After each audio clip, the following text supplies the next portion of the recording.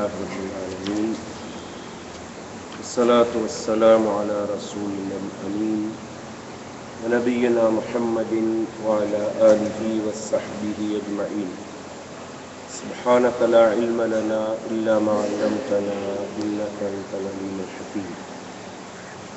கண்ணியத்துக்குரிய பெரியோர்களே, சகோதரர்களே, அஸ்ஸலாமு அலைக்கும் வரஹ்மத்துல்லாஹி வபரகாத்துஹு.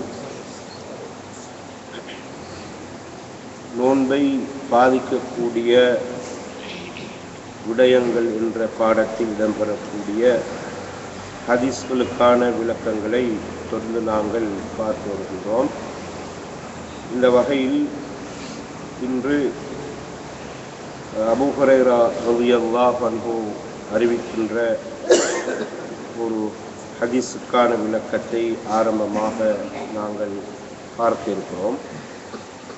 இந்த ஹதீஸ் ரமலான் மாதத்தில் நோன்பு நோற்ற ஒருவர் பகல் காலங்களில் தன் மனைவியோடு தாம்பத்திய உறவில் ஈடுபட்டால் அதற்கான கஃபாரா என்ன என்பதை விளக்குகின்ற ஹதீஸாக இருக்கிறது.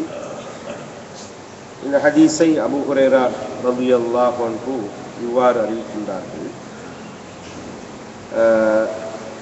பைனமா நஹ்னு ஜுலூசுன் இன்த நபிய் ஸல்லல்லாஹு அலைஹி வஸல்லம் இத் ஜாஅஹு ரஜுலுன் ஃபகால யா ரசூலல்லாஹ் ஹலக்து قال ما لك قال وقعت على امرأتي وأنا صائم. நாங்கள் நபி ஸல்லல்லாஹு அலைஹி வஸல்லம் அவர்களிடத்தில் இருந்த வேளை ஒரு மனிதர் நபி ஸல்லல்லாஹு அலைஹி வஸல்லம் அவர்களிடம் வந்து, அல்லாஹ்வின் தூதரே, நான் அழிந்து விட்டேன் என்று கூறினார்.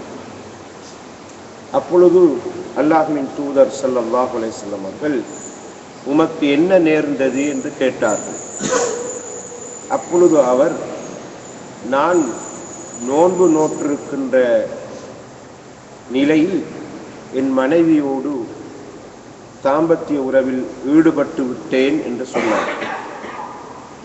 ஃபகால ரசூலுல்லாஹி ஸல்லல்லாஹு அலைஹி வஸல்லம், அப்பொழுது ஸல்லல்லாஹு அலைஹி வஸல்லம் அவர்கள் கேட்டார்கள், ஹல் தஜிது ரகபத்தன் துஅதிகுஹா, உம்மிடத்திலே விடுதலை செய்யக்கூடிய ஒரு அடிமை இருக்கின்றாரா என்று கேட்டார்கள். கால லா, அதற்கு அவர் இல்லை என்று சொன்னார். கால ஃபஹல் தஸ்ததீஉ அன் தஸூம ஷஹ்ரைனி முத்ததாபிஐனி, தொடர்ந்து 2 மாதங்கள் உம்மால் நோன்பு நோக்க முடியுமா என்று கேட்டார்கள். கால லா, அதற்கும் அவர் என்னால் முடியாது என்று சொன்னார். கால ஹல் தஜிது இத்ஆம 60 மிஸ்கீனன், 60 ஏழைகளுக்கு உணவளிப்பதற்கு ஏதாவது உம்மிடம் இருக்கிறதா? அதற்கும் அவர் இல்லை என்று சொன்னார். அப்பொழுது நபி ஸல்லல்லாஹு அலைஹி வஸல்லம் அவர்கள், இஜ்லிஸ், இந்த இடத்தில் நீர் அமர்ந்து கொள்வீராக என்று சொன்னார்கள். வமகஸ நபியு ஸல்லல்லாஹு அலைஹி வஸல்லம், நபி ஸல்லல்லாஹு அலைஹி வஸல்லம் அவர்களும் அந்த இடத்தில் இருந்தார்கள். ஃபபைனமா நஹ்னு அலா தாலிக், இவ்வாறு நாங்கள் இருக்கின்ற வேளையில், உத்திய நபியு ஸல்லல்லாஹு அலைஹி வஸல்லம் பி அரகின் ஃபீஹி தம்ருன் வல் அரகுல் மிக்தலு தஹ்ம், நபி ஸல்லல்லாஹு அலைஹி வஸல்லம் இடத்திலே அதிகமான அளவு பேரிச்சம்பழங்கள் கொண்டு வரப்பட்டன. அப்பொழுது நபி ஸல்லல்லாஹு அலைஹி வஸல்லம் அவர்கள், ஐன ஸாஇல், தன்னுடைய விவகாரம் பற்றி கேள்வி கேட்டவர் எங்கே என்று கேட்டார்கள். அதற்கு அந்த மனிதர், நான் தான் யா ரசூலல்லாஹ் என்று சொன்னார். அப்பொழுது அல்லாஹ்வுடைய தூதர், குது ஹாதா ஃபதஸத்தக் பிஹ், இந்த பேரிச்சம்பழத்தை எடுத்து கொண்டு சென்று சதக்கா செய்து விடுவீராக என்று சொன்னார்கள். ஃபகால ரஜுலு அலா அஃப்கரு மின்னி யா ரசூலல்லாஹ், அல்லாஹுவின் தூதரே, என்னை விட ஒரு பரம ஏழைக்கா நீங்கள் சதக்கா செய்ய சொல்கிறீர்கள்? வல்லாஹி மா பைன லாபத்தைஹா யுரீதுல் ஹர்ரத்தைனி அஹ்லு பைத்தின் அஃப்கரு மின் அஹ்லி பைத்தி. அந்த மனிதர் சொல்கின்றார், கருங்கற்கள் நிறைந்த இந்த 2 மலைகளுக்கு இடையிலே வாழுகின்ற குடும்பங்களில் என்னுடைய குடும்பத்தை தவிர மிகவும் ஏழையான குடும்பம் எதுவுமே இல்லை என்றார். فضحك النبي صلى الله عليه وسلم حتى بدت أنيابه. நபி ஸல்லல்லாஹு அலைஹி வஸல்லம் அவர்கள் உடனடியாக தங்களது அதாவது கடைவாய் பற்கள் தெரியும் வரை சிரித்து விட்டார்கள். ثم قال أطعمه أهلك. பிறகு நபி அவர்கள் சொன்னார்கள், அந்த மனிதருக்கு இந்த பேரிச்சம்பழங்களை நீர் உமது உறவினர்களுக்கு சதக்கா செய்து உணவளிப்பீராக. இந்த ஹதீஸ் சஹீஹ் முஸ்லிம், சஹீஹ் புகாரியிலே பதிவாக இருக்கிறது. கண்ணியத்துக்குரிய சகோதரர்களே, இந்த ஹதீஸிலே நாங்கள் பார்க்கின்றோம், எங்களுக்கு தெரியும், ஒரு மனிதர் நோன்பு நோற்றால் பகல் பொழுதிலே அவருக்கு உணவு, குடிப்பு, மனைவியோடு உறவு கொள்ளுதல் போன்றவை ஹராமாக்கப்பட்டுவிடும். அவை உணவும் குடிப்பும் உறவும் நோன்பை முறிக்கக்கூடிய காரியங்கள் என்பது எங்களுக்கு தெரியும்.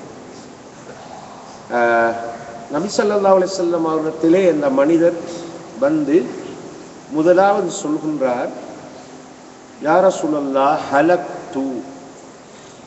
இந்த வாசகம் எங்களுடைய கவனத்துக்கு உரியது. சஹாபாக்கள் ஒரு தவறை செய்தால் அல்லது ஒரு பாவத்தை செய்தால் அதை பெரிதாக அலட்டிக் கொள்வார்கள். என்றால் நான் அழிந்து விட்டேன் யா ரசூலல்லாஹ் என்று இந்த சஹாபி சொல்கிறார். அவர் ஒரு இஸ்லாம், அதாவது குர்ஆனிலே நாங்கள் பார்க்கிறோம், அல்லாஹு தஆலா பெரும்பாவங்கள் பலவற்றை குறிப்பிடுகிறார். கொலை, கொள்ளை, இதே போன்ற பெரும்பாவங்கள் எல்லாம் இருக்கின்றன. அவற்றை அவர் செய்யவில்லை.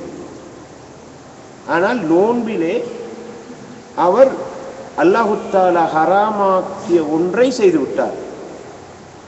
எனவே அவர் தான் செய்த ஒன்று படுபயங்கரமான பாவம் என்பதை அவர் உள்ளத்தால் உணர்ந்து கவலைப்பட்டு பயப்பட்டுதான் நான் அழிந்து விட்டேன் என்று சொல்றார். அழிந்து விட்டேன் என்ற வார்த்தை எதை சொல்கிறதுனா, என்னுடைய மறுமை வாழ்க்கை நாசமா போய்விட்டது, நான் அழிஞ்சு போய்த்தேன். ஏன்? அல்லாஹு தஆலாவுடைய கட்டளைக்கு மாற்றம் செய்து அல்லாஹுடைய சட்ட வரம்புகளை மீறிட்டேன். எனவே எனக்கு விமோசனம் கிடையாது, நான் அழிஞ்சு போய்த்தேன் என்று சொல்றார். சஹாபாக்களினுடைய ஒரு உணர்வை நாங்கள் இதிலே பாடமாக படிக்கிறோம். ஒரு சஹாபி பள்ளிவாசலுக்கு வருகின்ற வேளையிலே ஒரு வீட்டுக்கு முன்னால் என்ற ஒரு பெண்ணை முத்தமிட்டு விட்டு வந்தார். வந்து அல்லாஹ்வின் தூதருடைய சபைக்கே வருகிறார். வந்து அவர்களும் சொன்னார்கள், யா ரசூலல்லாஹ், நான் அழிஞ்சு போயிட்டேன்னு சொன்னார். அவர் ஜினா செய்ய இல்லை, ஆனா அவர் செஞ்சதை அவர் பெரிய ஒரு குற்றமா நினைத்தார். சஹாபாக்கள் அப்படித்தான் அந்த காலத்தில் பயிற்றுவிக்கப்பட்டிருந்தாங்க. இஸ்லாத்தின் பார்வையிலே ஒரு சாதாரணமான ஒரு விஷயத்தை கூட அவங்க பெருசா அலட்டி கொண்டாங்க. அனஸ் பின் மாலிக் ரலியல்லாஹு அன்ஹு அவர்கள் தங்களுடைய காலப்பிரிவு மக்களை பார்த்து சொல்கிறார். ஹிஜ்ரி 92ஆம் ஆண்டு வஃபாத்தாகிய கடைசி நபித்தோழர் அனஸ் பின் மாலிக் ரலியல்லாஹு அன்ஹு, ரசூலுல்லாவுக்கு பணிவிடை செய்த ஒரு சிறிய சஹாபி, ரசூலுல்லாவின் சாட்சி உம்மு சுலைமின் மகன். சாட்சி என்றால் பால் குடி முறையால் வந்த சாட்சி, சாட்சிட மகன். அவர் அறிவிக்கிறார் அந்த கால மக்களை பார்த்து, இன்னக்கும் லதஅமலூன அமாலன், நீங்க சில கர்மங்களை செய்கிறீர்கள், ஃபஇன்னஹா அதக்கு ஃபீ நபரிக்கும் மின் ஷஅரிக்கும். அந்த வேலை நீங்க செய்யற கருமம் உங்களுடைய பார்வையிலே முடியை விட அற்பமானது என்று நீங்க நினைக்கிறீங்க. நீங்க அதை சாதாரணமா நினைக்கிறீங்க. ஆனா நாங்க எப்படி நினைச்சோம்டால் வகுன்னா நஉத்துஹா அலா அஹ்தி ரசூலில்லாஹி ஸல்லல்லாஹு அலைஹி வஸல்லம் மினல் மூபிகாத்தி. ரசூலுல்லாஹ்வுடைய காலத்தில் நாங்கள் ஒரு மனிதனை அழித்து விடக்கூடிய பெரும்பாவங்களாக நாங்கள் அதை நினைச்சோம். நீங்க இப்ப செய்யற சின்ன ஒரு வேலை அது உங்களோட பார்வையில முடிய விட அற்பம்னு நினைக்கிறீங்க. இதெல்லாம் என்ன பாவமா? ஆனா நாங்க அதை பெருசா நினைச்சோம். இன்றைய வாழ்க்கையில சமூக சூழல்ல நாங்க எத்தனை சொல்லலாம், இப்படி எத்தனையோ சொல்லலாம். எங்கட தனிப்பட்ட குடும்ப சமூக விவகாரங்கள்ல, எங்கட பொருளாதாரத்துல, எங்கட கல்வியில, எங்கட கலாச்சாரத்துல, எங்கட பண்பாட்டுல, எங்கட கல்யாணத்துல, எங்கட மையத்து வீட்டுல, சரி எங்கட உடுப்புல, பெண்கள் அணிகிற உடுப்புல, அவங்களோட நடையில, உடையில, பாவனையில அவங்க சின்ன சின்னதா நினைக்கிறாங்க. ஆனா ஷரியத்தின் வெளிச்சத்துல பார்த்தா பெரிய பாவம். ஆனா அதையெல்லாம் இப்ப சொன்னா என்ன சொல்றாங்கண்டா, அப்படி எல்லாம் நுணுக்கமா பார்த்தா எங்களுக்கு வாழ இயலாது, ஒவ்வொன்றையும் பார்த்துக்கிட்டு இருந்தா எங்கட பிள்ளைகளை படிக்க வைக்க இயலாது சொல்றாங்க. இந்த ஒவ்வொன்றையும் பார்த்து இருந்தா நாங்க என்னென்று வாழ்றது? ஆனா சஹாபாக்கள் தங்கள் ரசூலுல்லாஹ் அந்த மனிதருக்கு என்ன சொன்னாங்க? பெண்ணை முத்தமிட்டு வந்த அவர் என்ன சொல்றாரு? நான் அழிஞ்சு போயிட்டேன்,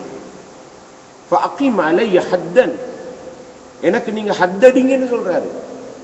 இத்தனைக்கு விபச்சாரம் செய்யல, ஹத்தடிக்கிறதுக்கு ஹத்து எப்ப விபச்சாரம் செய்யதான் ஹத்தடிக்கிறது.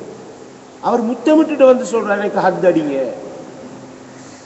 ரசூலுல்லாஹ் சொன்னாங்க, நீங்க ஜமாத் தொழுகையில கலந்து கொள்ளுங்க, தொழுகை நடக்க போகுது, தொழுது முடியவிட்டு உங்களுக்கு பத்துவா தான். தொழுது முடிஞ்சும் அழுகிறார், நான் அழிஞ்சு போயிட்டேன்.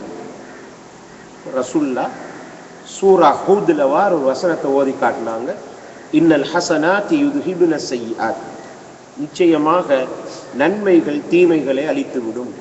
அதாவது நீங்க செஞ்ச ஒரு சிறிய தீமை, பெரிய பாவம் செய்யல, நீங்க தொழுகிட்டீங்க, அந்த தொழுகை அழிச்சு போடும். இந்த சம்பவம் அதாவது ஒரு முஸ்லிம் குற்றம் செய்வதற்கு ஆதாரம் இல்லை. இது சஹாபியுடைய உணர்வை எங்களுக்கு படித்து தரும். எனவே இன்றைக்கு நாங்க இப்படி எல்லாம் போறதால தான் எங்களோட ஈமான் எல்லாம் ஒரு தளம்பல் நிலைக்கு வந்தது. ஒரு சின்ன விஷயத்தை கூட நாங்க பெருசா அலட்டி கொள்றோம் இல்லை. இப்ப நாங்க தேவைக்கு எங்கட சமூகத்துல ஒன்றை சொல்றோம், எல்லாத்தையும் சொல்லல, ஒரு தேவைக்குத்தான் அளவோடு தான் ஒரு பெண்மணி ஒரு அந்நிய ஆணுக்கு முன்னால் என்று பேசுறதுக்கு அனுமதி, ஒரு நிர்பந்தமும் இருக்கு. ஒரு தேவென்று வரும், அவளுக்கு யாரும் உதவி செய்யறதுக்கு இல்லை, அவ தான் தனியா போகணும், அவ தான் தனியா ஒரு ஆணோட கதைக்கணும், ஒரு கடைக்கு போகணும், ஒரு டாக்டர்கிட்ட போகணும். சரி, இது ஒரு சின்ன விஷயம். இத இன்னைக்கு சர்வசாதாரணமா எல்லாரும் எல்லாரோடையும் பேசி சிரிச்சு குழஞ்சி பேசி கதைச்சி சாதாரணமா பேச்சு. அந்த அனஸ் ரலியல்லாஹு அன்ஹு சொன்ன ஹதீஸ் தான் ஞாபகம் வருவது, நீங்க முடிய விட அற்பமா எல்லாத்தையும் நினைக்கிறீங்க, ஆனா நாங்க அது பெரிய பாவமா நினைச்சோம். இந்த அளவுக்குண்டா அல்லாஹ்விடம் உதவி தேடுங்கள், வேறு யாரிடமும் உதவி தேடாதீர்கள். இதுதான் இஸ்லாத்துல அடிப்படை. இந்த கருத்தை ரசூலுல்லாஹ் எந்த அளவுக்கு சஹாபாக்களுக்கு ஊட்டி இருந்தாங்கன்னா, ஒட்டகத்துடைய சாட்டை அல்லது குதிரையிட சாட்டை கீழே விழுந்தா கூட சஹாபாக்கள் இன்னொரு ஆள்கிட்ட சொல்ல மாட்டாங்க, எடுத்துத்தாங்க. இன்னொரு ஆள்கிட்ட சொன்ன எடுத்து கொடுப்பாரு, அது இஸ்லாத்துல ஒரு பெரிய ஒரு குற்றம் இல்லை. ஆனா இன்னொரு ஆளை இதுக்கு உதவியா தேடுறது இணை வைப்பா அமைஞ்சிருமோன்னு பயந்தாங்க. எனவே இறங்கித்தான் எடுப்பாங்க. அப்படித்தான் அந்த கால சஹாபாக்கள். இதைத்தான் நாங்கள் எங்கட புதிய தலைமுறையினருக்கு ஊட்ட வேண்டியது, பேணுதல் ஊட்டணும். எப்பவுமே ஃபத்துவாக்கு பின்னுக்கு போகக்கூடாது. ஃபத்துவா எங்க கொண்டு போய் விடும்? தொங்கல்ல கொண்டு போய் விட்டுரும். இதுக்கு அனுமதிக்குதா, அது ஹலாலா, இதை செய்யலுமா, ஏதாவது ஒன்று போட்டு போட்டு ஃபத்வா போய்கின்றே இல்லை. ஆனால் தக்குவா தான் மனுஷனை ஒரு நடுநிலைமைப்படுத்தி வச்சுக்கணும். அப்போ இந்த சஹாபி வந்து கேட்குறாரு, நான் அழிஞ்சிட்டேன். ரசூல்லா திடீர்னு சொன்னோடனே ரசூல்லாக்கு அதிர்ச்சி. என்ன அப்போ உங்களுக்கு நடந்தது? சும்மா அழிஞ்சு போயிட்டேன்னு சொன்னால் என்ன இது, உங்களுக்கு என்ன நடந்தது? அப்போ தெளிவாக சொல்கிறாரு, நான் நோன்பு நோற்றிருக்கிற நிலையில் என் மனைவியோடு உறவு கொண்டு விட்டேன். தெளிவாக சொல்கிறாரு, மறைக்க இல்லை, ஒழிக்க. ரசூல்லாவாச்சு ஏதாவது சொல்லி போடுவாங்களே, நான் அப்படி செஞ்சிட்டேனே, ஒரு அசுத்தமான காரியம், தெளிவாக சொல்கிறாரு. அவங்க ஒழிச்சிருக்கேன், தான் செய்ய மறைச்சிக்கணும். ஆனால் அல்லாஹை பற்றி ஒரு பயம், அல்லாஹ் என்ன பார்த்து கொண்டிருக்கிறான், ரசூல்லாவுக்கு மறைச்சாலும் அல்லாஹ்வுக்கு மறைக்கலாம். தெளிவாக சொன்னார். தெளிவாக சொன்னா தானே ரசூல்லா அதுக்கு பரிகாரம் சொல்லலும். ஒழிச்சி மறைச்சி கூட்டி குறைச்சி வளைச்சி நெளிச்சு சொன்னா எப்படி ஃபத்வா சொல்லலும்? இப்போ ரசூல்லா விளங்கிச்சு. ரசூல்லா முதலா கேட்குறாங்க, உங்கள்கிட்ட அடிமை ஒன்று இருக்குதா, இதுதான் பரிகாரம். ஒரு அடிமை ஒன்று இருக்கிறா உங்கள்கிட்ட சொல்ற, அப்படி ஒன்றும் இல்லை, அடிமை இல்லை, அடிமையை விடுதலை செய்கிறது தான் அதுக்குரிய பரிகாரம். ரெண்டாவது கேட்குறாங்க, தொடர்ந்து 2 மாதம் நோன்பு நோக்க முடியுமா? அப்போ கஃபாரா என்ன? அப்படி ஒரு ஆள் நடந்தால் தொடர்ந்து 2 மாதம் நோன்பு பிடிக்கும். சரி. மூன்றாவது கேட்குறாங்க, சரி அதுவும் இல்லை, எனக்கு ஒன்றும் அதெல்லாம் செய்ய இயலாது, யார சொல்லலாம். சரி 60 ஏழைகளுக்கு உணவளிக்க முடியுமா? ஏதாவது வைக்குதா? அதுக்கும் அவர் இல்லைன்னு சொல்றார். அப்ப நோன்பு நோற்ற நிலையில் இப்படி ஒரு காரியத்தை செய்பவருக்கு இதுதான் கஃபாரா. அடிமையை விடுதலை செய்ய வேண்டும், தொடர்ந்து 2 மாதங்கள் நோன்பு நோக்க வேண்டும், இல்லாவிட்டால் 60 ஏழைகளுக்கு உணவளிக்கும். இது முஸ்லிம்கள் தெரிஞ்சிருக்க வேண்டிய கட்டாய விஷயம். அப்ப உங்களுக்கு தெரியும், ஒரு ஆள் சத்தியத்தை முறிச்சா அதுக்குரிய கஃபாரா, நேர்ச்சியை முறிச்சா அதுக்குரிய கஃபாரா. அது மாதிரி தான் இது. சத்தியம் செஞ்சிட்டார், அந்த சத்தியத்தை முறிக்க வேண்டிய நிர்பந்தம் வந்தால் அதுக்கு கஃபாரா கொடுப்போம். அது 10 ஏழைகளுக்கு உணவளித்தல் அல்லது உடுப்பு கொடுக்கிறது, ஒரு அடிமையை விடுதலை செய்வது அல்லது 3 நாள் நோன்பு நோக்கிறது. இதுதான் அதுக்குரிய சத்தியத்தை முறிப்பதற்குரிய கஃபாரா. அதே மாதிரி தான் நேர்ச்சி. நேர்ச்சி செஞ்சுட்டு அதை நீங்கள் முறிக்கிறீங்கன்னா அதை கஃபாரா கொடுத்தாகும். இப்போ இதெல்லாம் அடிப்படையாக முஸ்லீம்கள் விளங்கி வச்சு கொள்ள வேண்டிய விஷயம். ஆயிஷா ரலியல்லாஹு அன்ஹா தங்களுடைய சகோதரி அஸ்மா நாயிட மகனோட பேசாமல் இருந்தாங்க. அப்துல்லா இப்னு ஜுபைர் ரலியல்லாஹு அன்ஹுவோட பேசுறது இல்லை. சத்தியம் பண்ணி சொல்லிட்டாங்க, உன்னோட நான் பேச மாட்டேன். ஏன்னா அவங்களுக்கு 2 பேருக்கு இடையில ஒரு பிரச்சனை வந்தது. ஆயிஷா ரலியல்லாஹு அன்ஹா சதக்கா செய்யறதுல முன்னுக்கு நிற்பாங்க. இப்படி கொடுத்துக்கிட்டே போறாங்க எல்லாத்தையும். அப்துல்லா இப்னு ஜுபைர் பார்த்தாரு, இப்படி கொடுத்துக்கிட்டு போனா இவங்க நடுரோட்டுக்கு வந்துருவாங்க. உடனே அவரோட சொத்தை முடக்குனாங்க.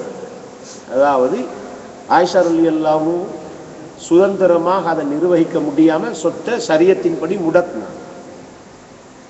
முடக்கிற நேரம் 2 பேருக்கும் பிரச்சனை வந்து 2 பேரும் பேசாம விச்ச நாள் இருந்தாங்க. பிறகு 2 தாபீன்கள் தலையிட்டதுல அவங்க 2 பேரையும் சமாதானம் செஞ்சு வச்சாங்க. ஆயிஷா ரலியல்லாஹு அன்ஹா கொஞ்சம் பிடிவாதமே இருந்தாங்க, நான் கதைக்கவே மாட்டேன். பிறகு 2 பேரும் பேசி 2 பேரையும் சேர்த்து வச்சாங்க.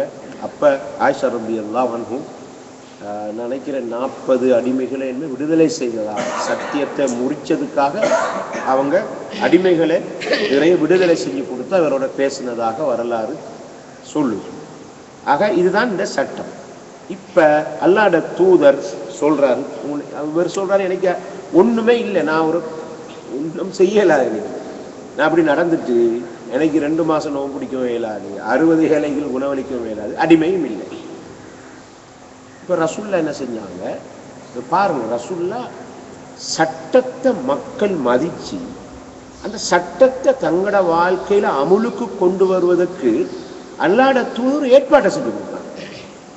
சும்மா சரி போங்க விடவும் இல்லை, அவர் சக்திக்கு அப்பால் அவர் நிர்பந்திக்கவும் இல்லை.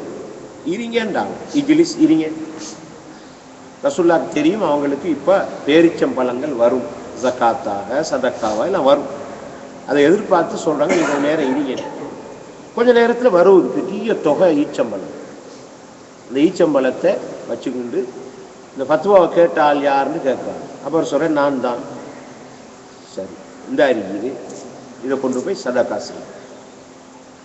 இப்போ இதில் என்ன விளங்குதுன்னா, இந்த சஹாபாக்கள ரசூலுல்லாஹ் ஷரியா சட்டத்தின் அடிப்படையில் வாழ்வதற்கு இயன்ற வரைக்கும் ஊக்குவிச்சுக்கிறாங்க. அவர் சும்மா விடல, சரி போங்க ஒன்றுமில்லை இல்லையா, என்ன செய்யறது, தோபா செய்யுங்க, இஸ்திஃபார் செய்யுங்க அப்படின்னு அனுப்பாம, அந்த மனுஷன் தன்னட்ட இல்லாட்டியும் தனக்கு ஒரு வகையில் ஹலாலாக வருகிற வழிமுறையை வச்சாவது அதை செய்யும்.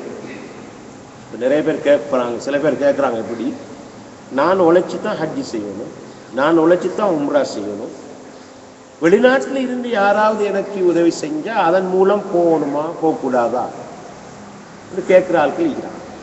அது பிரச்சனையே இல்லை.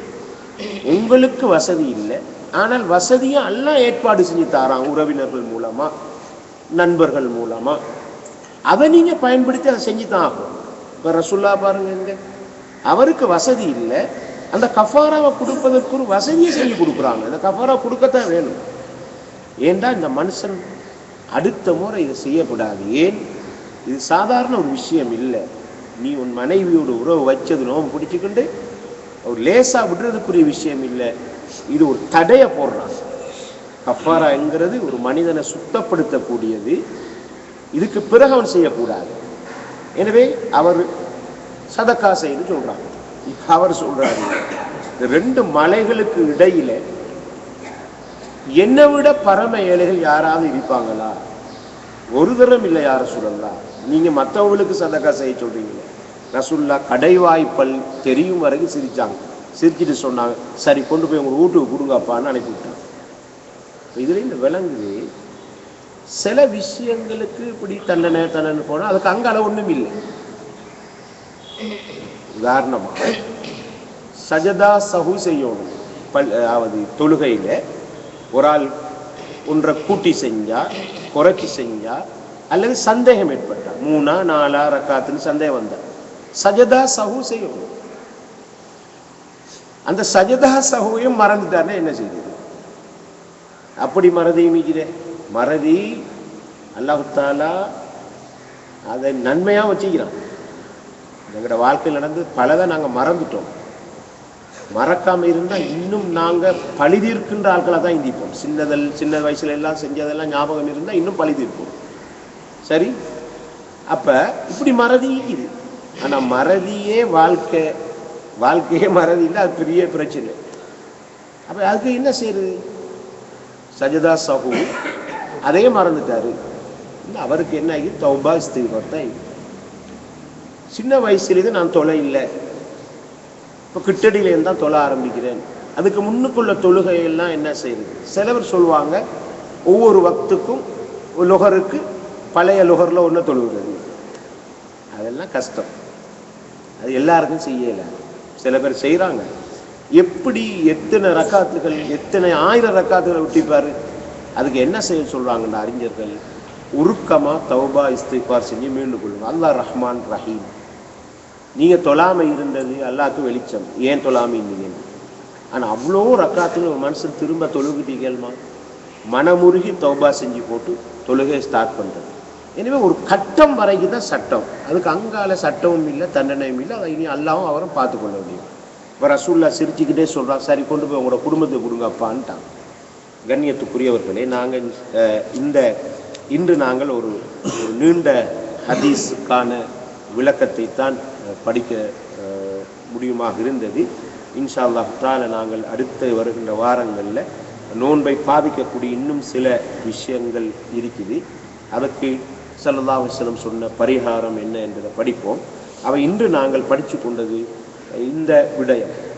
ரமலானில் நோன்பு நோற்ற ஒருவர் இவ்வாறு பகல் பொழுதில் நடந்து கொண்டால் அவருக்குரிய கஃபாரா இதுதான் என்கிற விளக்கத்தை தான் நாங்கள் படித்து கொண்டோம். ஆனால் இந்த ஹதீஸில் வார கடைசி பகுதியில் ரசூலுல்லாஹ் ஒரு சலுகையை கொடுத்துட்டாங்க. ஏன்னா அவர்கிட்ட இந்த கஃபாரா செலுத்தக்கூடிய அளவுக்கு வசதியான ஒரு ஆள் இல்லை, அவருக்கு ஏலாமே சொல்லிட்டார். ஆனா அது ரசூலுல்லாஹ் அந்த மனிதருடைய நிலைமையை அறிஞ்சு கொடுத்த ஒரு ஃபத்வா. ஃபத்வாங்கிறதையும் கொஞ்சம் விளங்கிக் கொள்ளணும். அது எப்படின்னு சொன்னா, டாக்டர் நோயாளிட பாடி கண்டிஷனை வச்சு கொடுக்குற டோஸ் மாதிரி. ஒவ்வொரு நோயாளிட உடல் நிலையை அறிஞ்சு என்ன நோய், இவருக்கு என்ன டேப்லெட்ஸ் கொடுக்கணும், என்ன மருத்துவம் செய்யணும்னு அவருக்கு தான் தெரியும். இது மாதிரி தான் ஃபத்வா.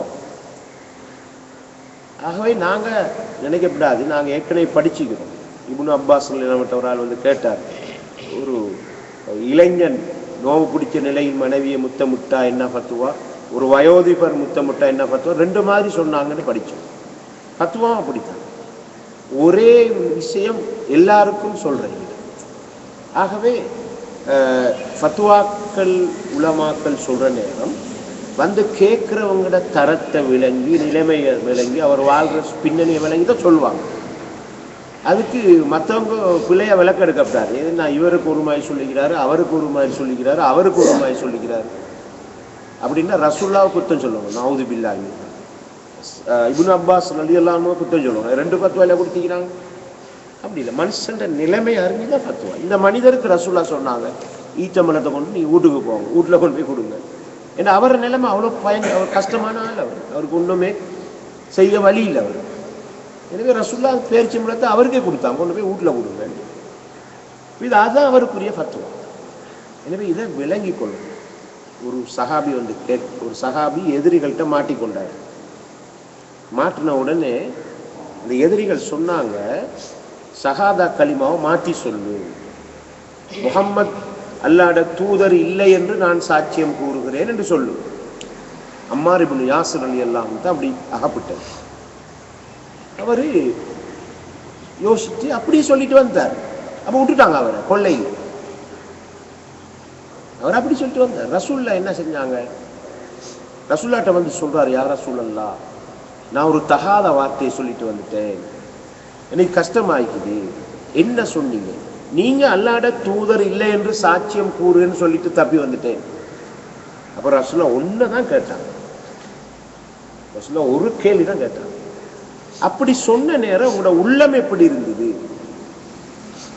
அவர் சொன்னார், ஈமானிலே அமைதி அடைந்திருந்தது. என்ற உள்ளத்துல இருந்தா அப்படி ஒரு கருத்து இல்லை. யார சொல்ல, நீங்க அல்லாஹ்வுடைய தூதர் தான், உள்ளத்துல நான் அமைதியா, நீங்க தான் ரசூல் இருந்து, ஆனா நிலைமையை சமாளிக்க நான் அப்படி சொல்லிட்டு வந்தேன்.